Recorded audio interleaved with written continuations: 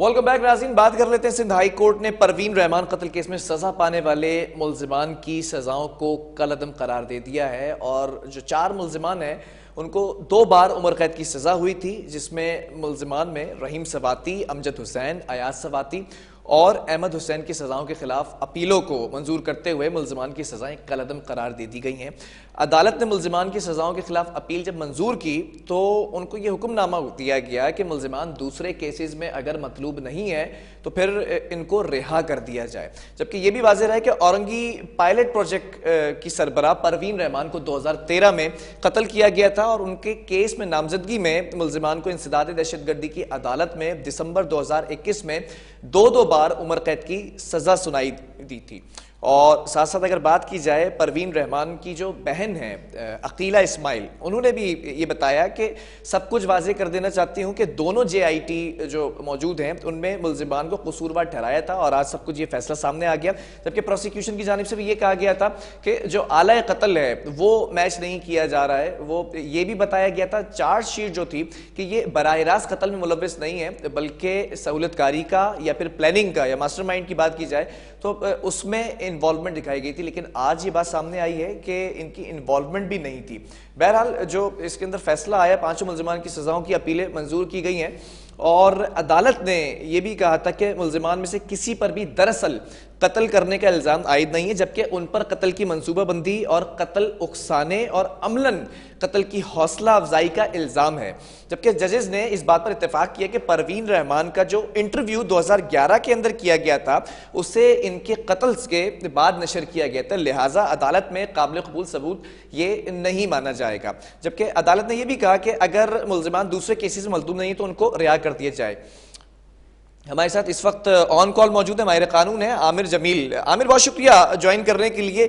जानना ही चाहूंगा, ये सिंध हाई कोर्ट ने अब फैसला सुनाया है कि मुल्जिमान जो है वो इस वक्त रिहा कर दिए गए अगर किसी और केस में मतलूब नहीं है, जबकि पहले JITs के अंदर ये था कि 2 बार उम्र कैद की सजा सुनाई गई थी।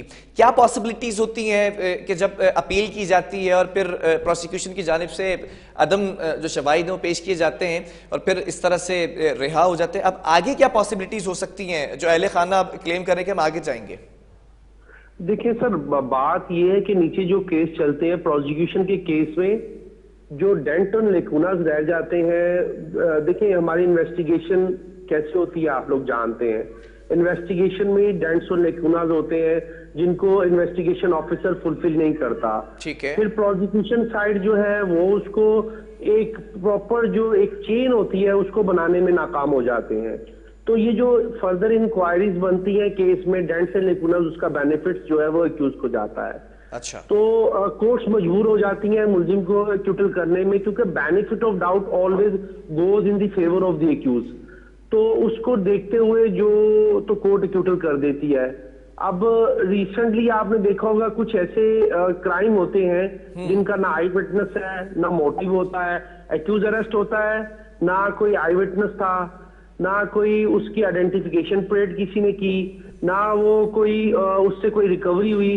तो कोर्ट मजबूर हो जाती है उसको कैसे पनिश करे, उसको फिर छोड़ना पड़ता है।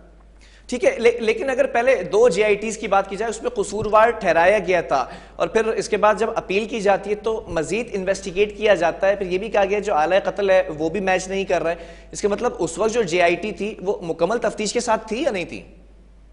सर यही मैंने अर्ज की कि JIT तो बनी, JIT ने रिपोर्ट्स पेश की, JITs की रिपोर्ट्स में भी डेंटन लेकुनाज थे, उसका बेनिफिट इनको गया।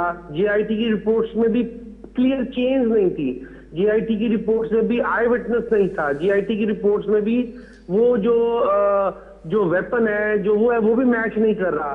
फिर बात ये है कि जो बेनिफिट्स ऑफ डाउट मैंने पहले भी अर्ज की उसको तो फेवर मिलेगी।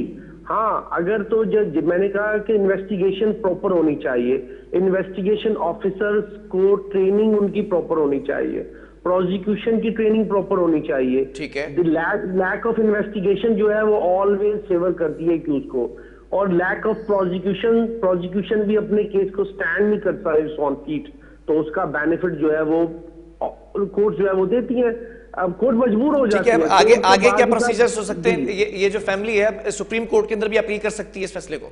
जी बिल्कुल, सुप्रीम कोर्ट में इनके पास टाइम है, ये हाई कोर्ट के ऑर्डर को चैलेंज कर सकते हैं आगे सुप्रीम कोर्ट में, बिल्कुल उनके पास टाइम है।